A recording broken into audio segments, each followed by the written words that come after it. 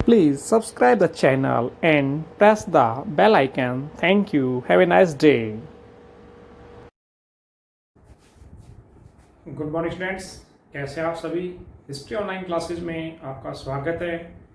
आज की वीडियो में हम बात करेंगे कक्षा 11वीं के अध्याय नंबर 3, जिसका नाम है 3 महाद्वीपों में फैला हुआ साम्राज्य यानी रोमन साम्राज्य के बारे में। इससे पहले हमने 2 वीडियो शूट की थी, जिसमें हमने राजनीतिक विकास, पूर्ववर्ती और प्रवर्ती राजाओं के बारे में, रोमन साम्राज्य के पतन के बारे में आपसे बातचीत की थी। आज हम बात करते हैं रोमन साम्राज्य के सामाजिक जीवन और उसकी आर्थिक स्थिति के बारे में। सबसे पहले बात करते हैं सामाजिक जीवन। रोमन साम्राज्य का जो समाज था उसकी अपनी अलग अलग विशेषताएं थी। उनमें सबसे पहला है कि जो रोमन साम्राज्य है वो 3 श्रेणियों में विभाजित था। जिस प्रकार आज हम देखते हैं कि आज भी मुख्य रूप से समाज के अंदर 3 प्रकार की श्रेणियां पाई जाती है, जिसमें हम कह सकते हैं उच्च वर्ग, मध्यम वर्ग और निम्न वर्ग। यही स्थिति थी रोमन साम्राज्य में। 3 श्रेणियां थी और उनमें पहली जो श्रेणी थी उसे उच्च श्रेणी के नाम से जाना जाता है। उच्च श्रेणी के अंदर सेनेटर, यानी जो हमने एक संस्था पढ़ी थी सेनेट, उसके अंदर जो व्यक्ति नियुक्त किए जाते थे वो और नाइट, ये लोग उच्च श्रेणी के अंदर शामिल थे। इस श्रेणी के अंदर शामिल लोगों का जीवन काफी सुखमय था। राज्य के सभी उच्च पदों के ऊपर इसी श्रेणी से संबंधित लोग नियुक्त होते थे। उसके बाद है मध्यम श्रेणी। इसमें नौकरशाही, सेना, व्यापारी, किसान, ये लोग इसमें शामिल थे और इनका जीवन भी ठीक ठाक व्यतीत हो रहा था। न तो हम कहें कि उस श्रेणी जैसी शानो शौकत थी और न ही इनका जीवन ऐसा था जैसा कि निम्न श्रेणी का। तीसरी जो श्रेणी थी वो थी निम्न श्रेणी। संख्या के हिसाब से ये सबसे ज्यादा थे, लेकिन सुख सुविधाएं इन लोगों के पास सबसे कम थी। इस श्रेणी में मुख्य रूप से मजदूर और दासों को रखा गया था, जिनका जीवन उस समय के हिसाब से काफी कष्ट में व्यतीत होता था। उसके बाद है परिवार। जैसा कि हमने मेसोपोटामिया में भी पढ़ा था कि वहां भी जो परिवार थे वो एकल परिवार थे। उसी प्रकार के परिवार हमें रोमन साम्राज्य में भी देखने को मिलते हैं। यहां भी एकल परिवार की प्रथा प्रचलित थी, जिसमें पति पत्नी, अविवाहित बच्चे और दास दासियों के साथ परिवार रहता था। परिवार जो थे वो पितृष्टात्मक थे। जैसा कि आज भी भारतीय समाज को पितृष्टात्मक समाज माना जाता है, तो उसी प्रकार रोमन साम्राज्य का भी उस समय का जो समाज था वो पितृष्टात्मक था।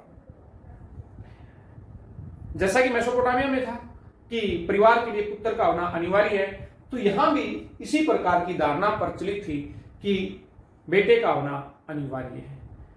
दूसरी बात, यदि पुत्र नहीं हुआ तो वहां हम देखते हैं कि पुत्र गोद लेने की भी प्रथा प्रचलित थी। जैसा कि आज भी हमारे समाज में भी है, जहां संतान नहीं होती वहां हम अपने किसी भी रिलेटिव का बच्चा गोद ले लेते हैं। तो इसी प्रकार की प्रथा रोमन साम्राज्य के अंदर भी प्रचलित थी। बात करें शिक्षा की, रोमन साम्राज्य में शिक्षा का ज्यादा प्रसार नहीं था।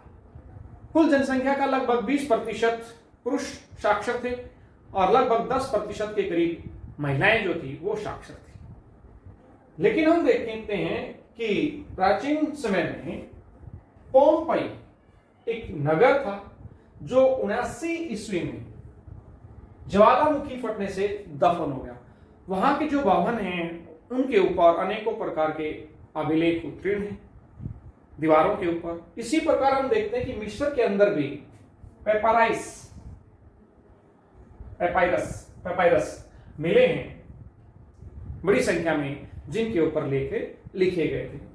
बात करें कि रोमन साम्राज्य के अंदर कौन कौन सी भाषाएं प्रचलित थी, तो भूमध्य सागर के आसपास का जो स्थान था या क्षेत्र था उसमें आरामाइक भाषा का प्रचलन था। इसी प्रकार मिस्र में कॉप्टिक, उत्तरी अफ्रीका में यूनिक और स्पेन में केल्टिक भाषा बोली जाती थी। इसका अर्थ यह हुआ कि वहां पर अनेक भाषाओं का प्रचलन था। बात करते हैं मनोरंजन की, तो आधुनिक जो युग है जिसमें हम मनोरंजन के विभिन्न प्रकार के साधन देखते हैं, वैसे साधन उस समय नहीं थे। जैसा कि आज हम कहते हैं कि भारतीय समाज के अंदर भी तीज त्योहार खत्म होते जा रहे हैं, उसका मेन कारण यही है कि हमारे पास मनोरंजन के बहुत से साधन हो चुके हैं। उस समय तीज त्योहार ही मनोरंजन के प्रमुख साधन थे। इसी तरह हम यहां देखते हैं कि रोमन साम्राज्य के अंदर साल के अंदर 176 दिन ऐसे निर्धारित किए गए थे जिनके अंदर कोई ना कोई मनोरंजन से संबंधित कार्यक्रम होता था। अर्थात ये 176 त्योहार एक साल में मनाए जाते थे और बड़े ही धूमधाम से मनाए जाते थे, जिसमें समूह गान, नृत्य गान इत्यादि कार्यक्रम होते थे, जिसके माध्यम से लोग अपना मनोरंजन करते थे। दूसरा मनोरंजन का प्रमुख साधन था, जो उच्च वर्ग के लोग थे खासकर, वो आपस में अपने दासों को लड़ाते थे कुश्ती में। और सबसे बुरी बात जो थी वो ये थी कि जो दास हार जाता था उसका मालिक उसे मौत के घाटे उतार देता था। लेकिन मनोरंजन का एक ये भी साधन था। इसी प्रकार अन्य साधनों के अंदर आपके पशुओं की दौड़ है, पक्षियों की लड़ाई है, इस प्रकार की गतिविधियों के माध्यम से भी रोमन साम्राज्य के जो लोग थे वो अपना मनोरंजन करते थे। बात करें पहनावे की और आभूषण की, तो रोमन साम्राज्य के जो लोग थे वो सूती, रेशमी और ऊनी वस्त्र धारण करते थे। महिलाएं जो थी वो ज्यादातर अपने शरीर के ऊपर एक चादर ओढ़ लेती थी। आभूषण की बात करें तो महिला और पुरुष दोनों ही आभूषण पहनने के काफी शौकीन थे। उसमें विभिन्न धातुओं के और पशुओं की हड्डियों के भी आभूषण बनाए जाते थे। खासकर हाथी दांत के बने हुए आभूषण काफी लोकप्रिय थे। भोजन, जिस प्रकार आज हम देखते हैं कि हर समाज के अंदर दो तरह के लोग पाए जाते हैं, कुछ शाकाहारी, कुछ मांसाहारी। उसी प्रकार रोमन साम्राज्य के अंदर भी जो लोग थे वो शाकाहारी भोजन करना ही पसंद करते थे और कुछ लोग ऐसे भी थे जो मांसाहारी भोजन करते थे। मांसाहारी जो लोग थे उनमें सबसे ज्यादा मछली खाने का प्रचलन अधिक था, अर्थात हम कहें कि मछली का प्रयोग वो अपने खाने में सबसे अधिक करते थे। तो ये तो था हमारा रोमन साम्राज्य का सामाजिक जीवन।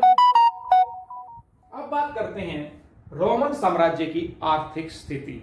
आर्थिक स्थिति में हम उन्हीं गतिविधियों का वर्णन करते हैं जिन गतिविधियों के माध्यम से मनुष्य की आजीविका चलती है। अर्थात सीधे शब्दों में कहें कि जिसके माध्यम से जेब में पैसा आता है। लेकिन गतिविधि वही हो जिसे समाज में मान्यता हो, यानी कि जेब काट लीजिए पैसे आ गए, नो, वो गतिविधि यहां हम शामिल नहीं करते। यानी वे गतिविधियां जिनको समाज में मान्यता है और जिनके माध्यम से हमें आमदनी या पैसे प्राप्त होते हैं। सबसे पहले है कृषि। रोमन साम्राज्य की जो भूमि थी उसके अंदर असाधारण उर्वरता थी, यानी वो अत्यधिक उपजाऊ थी, जिसके कारण यहां बड़े पैमाने पर खेती की जाती थी। गैलीली ये वो क्षेत्र है जहां पर गहन खेती की जाती थी। आपने 10th क्लास में पढ़ा भी होगा, गहन खेती, जीवन निर्वाह खेती। तो गहन खेती यहां पर की जाती थी। इसके अलावा हम देखते हैं कैंपेनिया, सिसिली, दक्षिणी गाल, गैलीली, ये वो क्षेत्र थे जहां बड़े पैमाने पर खेती की जाती थी। रोमन साम्राज्य की प्रमुख फसलें जो थी उसमें गेहूं, मक्का, जैतून और फलों के अंदर अंगूर बड़े पैमाने पर पैदा किया जाता था, क्योंकि अंगूर से उस समय शराब बनती थी और रोमन साम्राज्य की अंगूर की बनी हुई शराब काफी प्रसिद्ध थी, जिसके कारण बड़े पैमाने पर अंगूर की खेती भी की जाती थी। इसके अलावा विभिन्न प्रकार की जो दालें हैं उनकी खेती भी उस समय वहां पर की जाती थी। अब बात करते हैं पशुपालन की। कृषि के साथ साथ बहुत से लोग पशुपालन का कार्य भी करते थे। इसी प्रकार एक क्षेत्र था नुमीडिया, यहां पर बड़े पैमाने पर पशुपालन का कार्य किया जाता था। यहां जो पशुपालक थे वो ऋतु प्रवास करते थे। ऋतु प्रवास का अर्थ क्या होता है कि ऋतुओं के अनुसार स्थान को परिवर्तित कर लेना। उदाहरण के तौर पर आपने देखा होगा जिस समय हमारी गेहूं इत्यादि की फसलें कटती है उस समय राजस्थान के पशु चारक हरियाणा में आ जाते हैं और जैसे ही बारिश का सीजन शुरू होता है वो वापस अपने क्षेत्र में चले जाते हैं। तो यह है ऋतु प्रवास, यानी किसी विशेष ऋतु में एक स्थान से दूसरे स्थान पर चल जाना, फिर ऋतु परिवर्तित हुई उस स्थान को छोड़कर किसी दूसरे स्थान पर चले जाना, इसको हम ऋतु प्रवास से कहते हैं। ये लोग जो ऋतु प्रवास करते थे तो उस समय अपने साथ अवन आकार की झोपड़ियां रखते थे, जिन्हें मैपालिया कहते थे।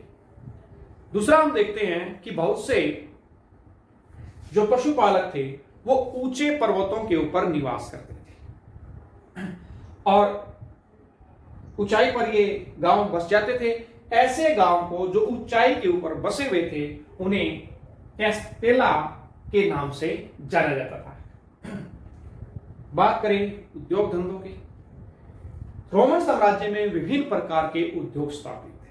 उसमें कपड़ा उद्योग, चर्म उद्योग, आभूषण उद्योग, फर्नीचर उद्योग, ये काफी फैले हुए थे। लेकिन मुख्य रूप से दो उद्योग उस समय काफी प्रचलित थे।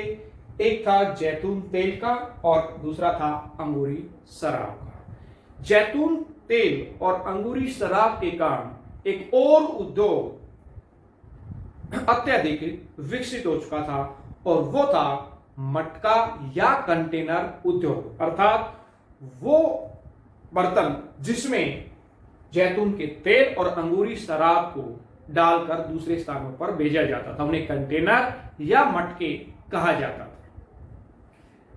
रोमन साम्राज्य में उन्हें एम्फोरा कहा जाता था और ये प्रश्न कई बार पूछा जाता है कि एम्फोरा से आपका क्या अभिप्राय है। तो इसमें हम लिखेंगे रोमन साम्राज्य में जिस बर्तन में तरल पदार्थों को भरकर व्यापार किया जाता था उन्हें एम्फोरा कहा जाता था। इन्हें मटका या कंटेनर भी कहते हैं। दूसरा हम देखते हैं कि एक स्थान है जहां पर बड़े पैमाने पर हमें एम्फोरा मिले।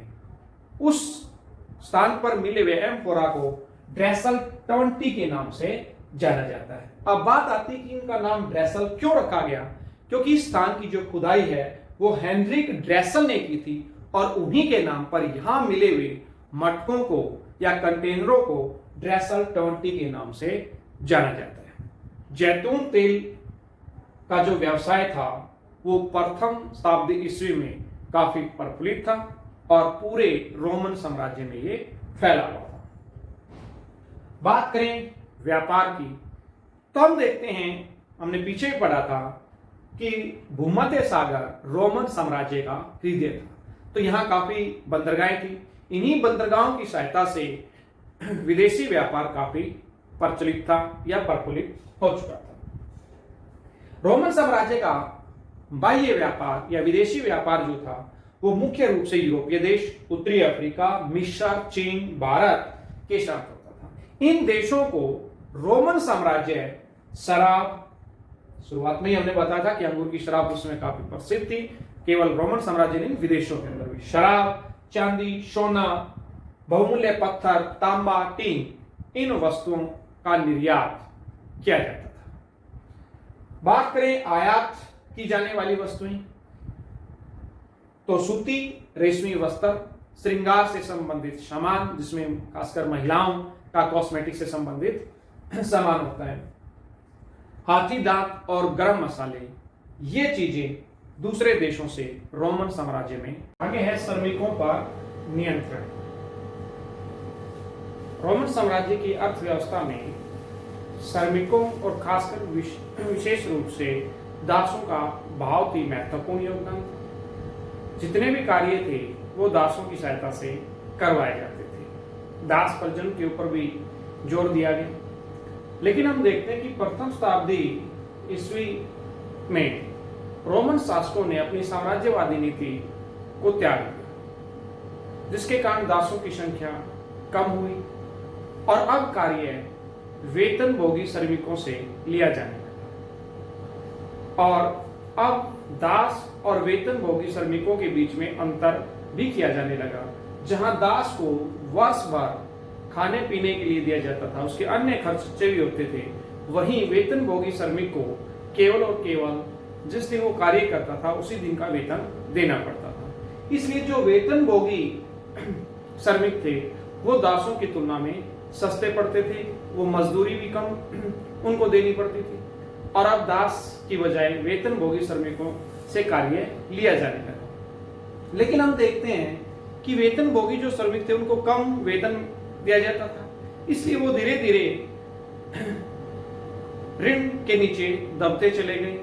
और यही कारण है कि जब 66 ईस्वी में विद्रोह हुआ, यहूदी विद्रोह, तो उस समय ज्यादातर जो श्रमिक थे उन्होंने साहूकारों के ऊपर आक्रमण किए और ऋण से संबंधित जो पत्र थे उनको आग के हवाले कर दिया। इसी प्रकार हम देखते हैं कि जो दास थे उनको दागने की भी प्रथा प्रचलित थी, ताकि ये पता लग जाए कि कौन सा दास किस मालिक का है। प्रत्येक मालिक का एक विशेष प्रकार का दाग होता था जो उस दास के शरीर के ऊपर उसको दाग दिया जाता था। उसके बाद है सिक्के।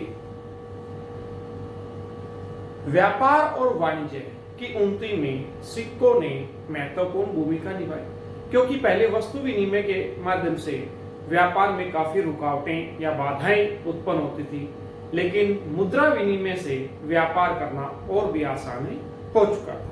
प्रारंभ में तांबे के सिक्के थे, लेकिन समय के साथ साथ उसमें विकास होता चला गया, और सबसे प्रसिद्ध जो सिक्का था वो दिनारियस था, जो कि चांदी का सिक्का था। इस सिक्के का जो भाग था वो था 4.5 ग्राम। बाद में हम देखते हैं कि स्पेन की जो खाने थी उनसे चांदी निकलनी बंद हो गई, जिसके कारण चांदी का अभाव हुआ और अब मुद्रा निर्माण में भी परेशानी आ रही थी। इस परेशानी को दूर करने के लिए कॉन्स्टेंटाइन ने एक नए सिक्के को जारी किया, जिसे सोलिडस के नाम से जाना जाता है। ये शुद्ध सोने का सिक्का था और इसका भार भी 4.5 ग्राम था।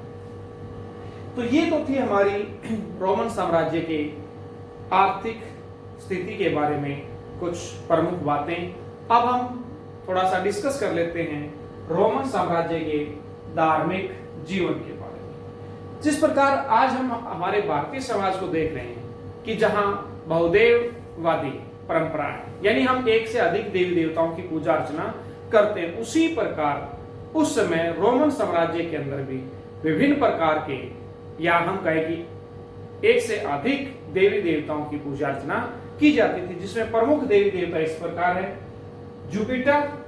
जुपिटर रोमन साम्राज्य का सर्वोच्च देवता था, और ऐसा माना जाता था सूर्य, चंद्रमा, तारे, यानी आकाश के जितने भी देवता है वो सभी जुपिटर की आज्ञा का पालन करते हैं, और इस संसार में घटने वाली प्रत्येक घटना की जानकारी जुपिटर को है। दूसरा महत्वपूर्ण देवता था मार्स, जिसे युद्ध का देवता माना जाता था। इन लोगों की धारणा थी कि युद्ध में जीत और हार मार्स देवता के आशीर्वाद या उसकी नाराजगी के चलते होती है। यदि देवता प्रसन्न है तो युद्ध में जीत, और नाराज है तो युद्ध में हार संभव है। जुनो ये प्रमुख देवी थी, और ऐसी धारणा थी कि इसी देवी की अनुकंपा से, या हम कहें कि उसकी कृपा से, जो औरतें हैं वो गर्भवती होती है। मिनर्वा ज्ञान की देवी। जिस प्रकार भारतीय समाज के अंदर सरस्वती को ज्ञान की देवी माना जाता है, उसी प्रकार रोमन साम्राज्य में मिनर्वा को ज्ञान की देवी माना जाता था। डायना ये प्रेम की देवी थी, तो ये प्रमुख देवी देवता थे। बात करें कि इनको प्रसन्न करने के लिए किस प्रकार की उपासना की जाती थी, तो जिस प्रकार आज हमारे देश के अंदर विभिन्न देवी देवताओं के मंदिर बने हुए हैं, उसी प्रकार रोमन साम्राज्य में भी अनेकों मंदिर बने हुए थे। उन मंदिरों के अंदर संबंधित इष्ट देवी और देवता की मूर्तियां रखी गई थी। वहां विभिन्न प्रकार का चढ़ावा चढ़ाया जाता था, यहाँ तक कि पशु और नर बलि का भी प्रावधान किया गया था। इसके साथ साथ हम देखते, हमने पीछे देखा था कि कॉन्स्टेंटाइन ने ईसाई धर्म को साम्राज्य धर्म घोषित कर दिया था, तो बाद में रोमन साम्राज्य के अंदर ईसाई धर्म का भी प्रचलन हो चुका था। बात करते हैं दास प्रथा की। रोमन साम्राज्य के अंदर दास प्रथा बहुत ज्यादा प्रचलित थी, और हम कहें कि दास प्रथा रोमन साम्राज्य की बाकी सभी जो अच्छी बातें थी उनके ऊपर एक कलंक का कार्य कर रही थी। अत्यधिक दास थे। इसका अंदाजा हम इस बात से लगा सकते हैं कि अगस्टस, जिन्हें रोमन साम्राज्य का प्रथम सम्राट माना जाता है, उसके कार्यकाल में या उस दौरान रोमन साम्राज्य की कुल जनसंख्या 75 लाख थी। उसमें से 30 लाख लोग दास थे, जिससे ये स्पष्ट संकेत मिल रहे हैं कि उस समय दास प्रथा अपने पूरे स्वभाव पर थी। दास की खरीद फरोख्त भी होती थी। 18 से 20 पाउंड के बीच में पुरुष दास खरीदे हुए बेचे जाते थे। इसी प्रकार 6 से 8 पाउंड के बीच में दासियां खरीदी व बेची जाती थी। दास जो थे वो लगभग हम कहें कि पुरुष दास 16 से 18 घंटे कार्य करते थे। उसके बावजूद भी उनको तन ढांपने के लिए कपड़ा और पेट भरने के लिए 2 वक्त का भोजन भी नहीं मिलता था। तो ये था हमारा लेसन नंबर 3 महाद्वीपों में फैला साम्राज्य। उम्मीद करता हूं कि आपको सभी टॉपिक्स समझ में आए होंगे और पुनः निवेदन है कि आप अपने नोट्स बनाते रहें। Thank you.